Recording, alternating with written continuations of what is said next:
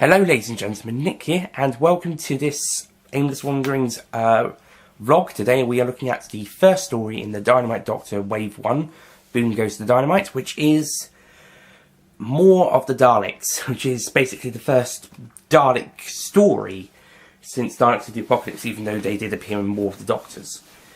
But, yeah, I don't think there is another. I think the next Dalek story will be Dawn of the Dilbert, although they will appear in Dark at the start. And then after that, they may have a cameo in Pompous Redemption. Davros does. But I think that is Dawn of the Dilbert is the last Dalek story. This is counting Dilbert appearances, because he's in all of those Fruit Pastel stories, and he was in the last one. Briefly. And anyway.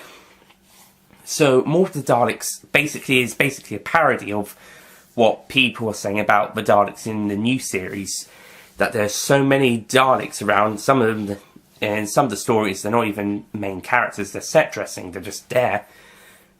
And they're all a bit, well, crap.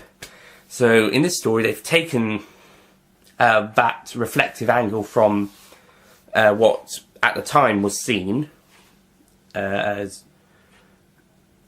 pretty much true, and has been incorporated as part of a story.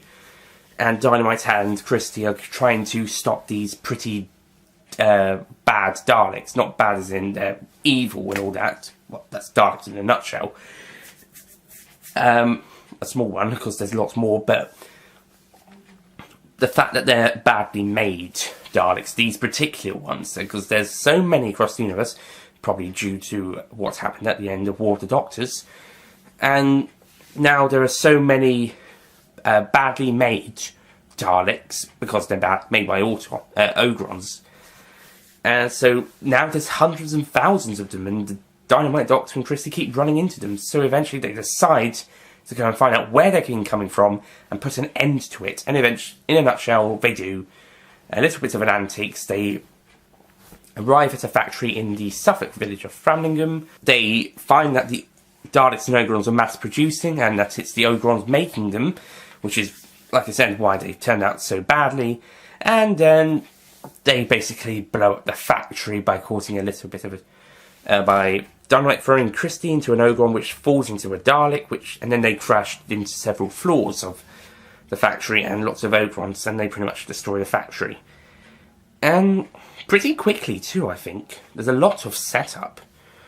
And then it's within a minute or two. But yeah, but it is a fun story. It's got lots of new series, tropes around. There's a lot of sonic screwdrivering. I think that's more apparent in the next one, but we'll get to that.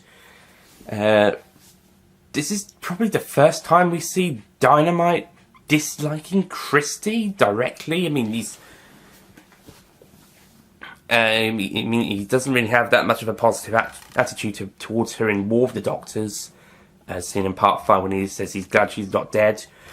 But I think this is the first time we actually see Dynamite dislike his companion for being bland and boring in a way. And, well, yeah, we can see why. Although she is nice, so she's not an unlikable character. She's just a bit dull, which is the point. But yeah, we can see why Dynamite doesn't like her. There isn't terribly a lot to say about this story, apart from there's some fan service mentions when the Daleks show screens of the Doctors blowing up Daleks, including a mention of an event from Patience of the Daleks. This is also mentioned in The Deadly Killer, and with Martin taking the Emperor Dalek's a gun stick in his mouth. That was funny.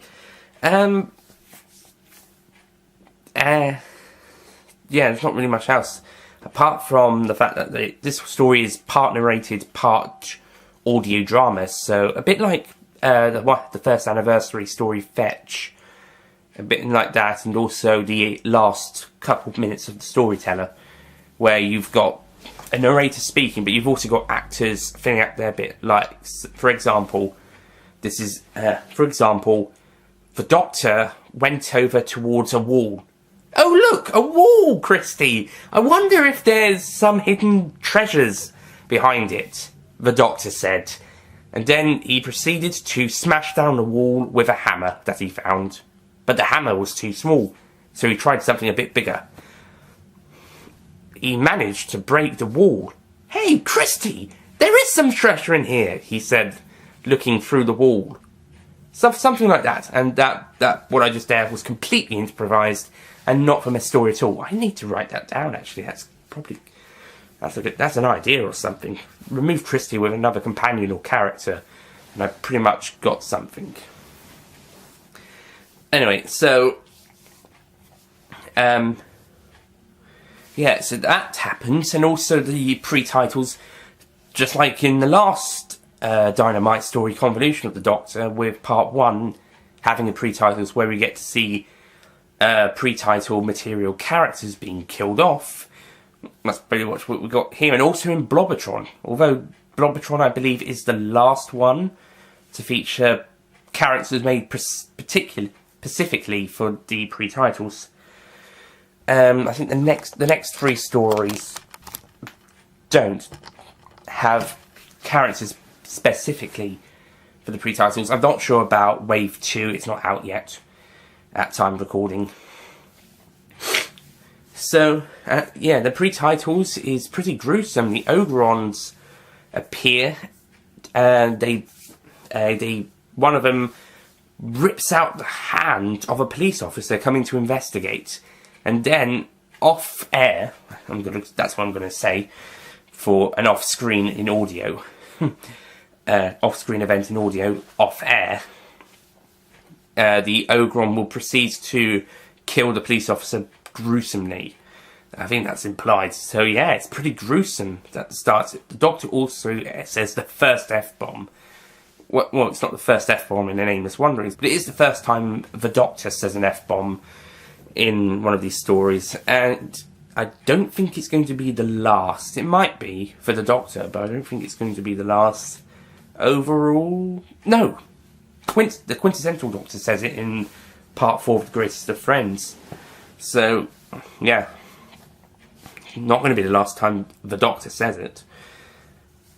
So anyway, more of the Daleks. It's interesting, it's fun, it's entertaining and very funny. And the fact that they ask a Dalek where it comes from, and they look at its birth certificate, and then it just gets itself lost in the TARDIS. That's very funny. So overall, I'm going to give this a 9 out of 10. I didn't really find this one an amazing one at the time. I thought it would be an 8. I gave it an 8 out of 10 originally, but the rewatch was a bit more fun and enjoyable, and I thought it was pretty good. But, I don't think it's an amazingly amazing one, but it's still a pretty great one overall. And yeah, this time round it just nudged the 9 out of 10 score. It might be one of the lower 9s, but still very well deserving. So next time we'll be looking at what is probably one of my favourite Aimless Wanderings audios, Blobotron. I'll see you guys next time. Goodbye. Don't forget to click below to subscribe to the official Nicholas Payne Retro YouTube channel.